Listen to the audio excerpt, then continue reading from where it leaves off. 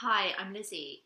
I was diagnosed with something called MEN1 over a decade ago, and in that time, I have been on a healing journey that has taken me so deep into myself, more than I'd ever imagined, mentally, physically, and emotionally too.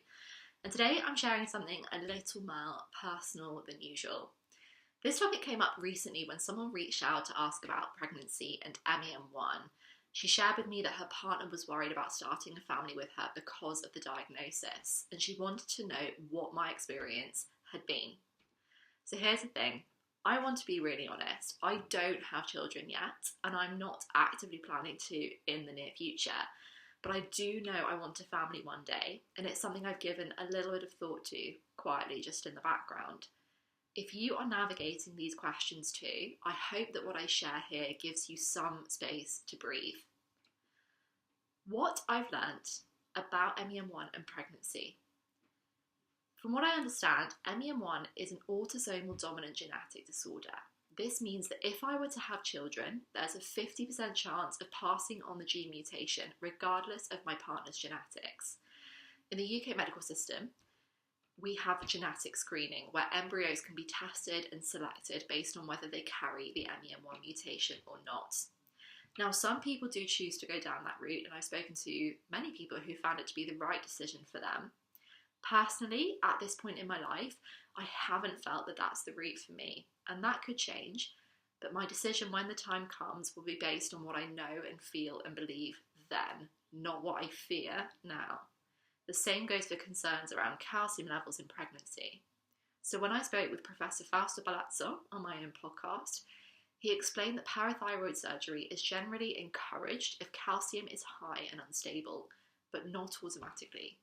It depends very much on the numbers, the risk, and most importantly, the conversations between the medical team and the female patient involved. And I really appreciated that reminder that the choice is always going to be mine. So there's a lot to say about ethics, intuition, and the noise around us. Because I think the hardest thing for me in this topic isn't necessarily the diagnosis, it's all the voices around me. All well-meaning, but cautionary tales, the opinions, the ethics, the shoulds. At one point, I let all of these voices speak louder than the voice in my own head. And I was so worried about making the wrong choice. But that has shifted, and now I trust my intuition. And that has never led me astray in my healing so far. So I stay informed, I ask questions, but I don't let the noise around me dictate my decisions anymore, especially not something as personal and as sacred as starting a family. If I were planning a pregnancy today, like actively, right now, there are 3 things that I would be focusing on. The first, number one of those, my own healing, because that's what I need most in order to raise a healthy child, with or without an MEN1 diagnosis or any diagnosis.